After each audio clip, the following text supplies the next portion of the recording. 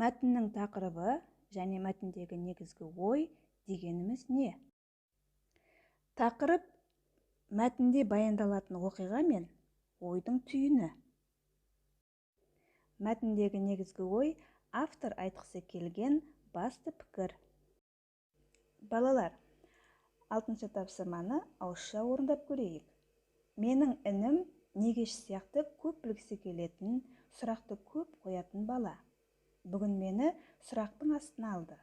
Сынып деген не? Сенің сыныптастарың кімдер?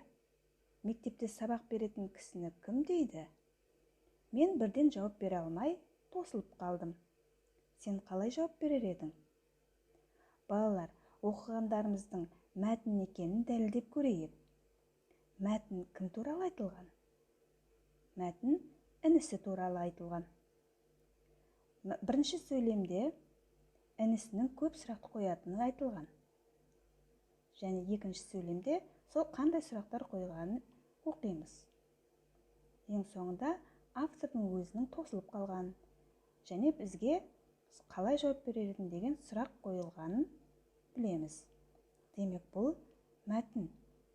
Мәтінге ат қойғанда, мәтінде баяндалатын оқиға мен ойдың түйіні тақырып екенін білеміз. Демек, бұның тақырыбы менің інім.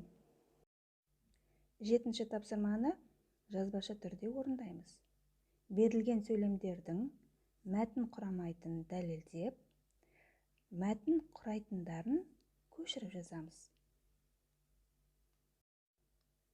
8-ші тапсырмада негізгі ойды білдіріп тұрған бір сөйлемді көшіріп жазамыз. 9-ші тапсырмада мәтінді оқып шығамыз. Мәтіндегі негізгі ой мен тақырыптың не туралы екенін анықтайсыңдар. Әжейдің жауабын қайталап оқимыз. Осы жауапта 2 нақыл сөз бар. Соны тауып, көшіріп жазамыз. Балалар, бүгінгі тапсырма түсінікті деп ойлаймын. Сабақ аяқталды.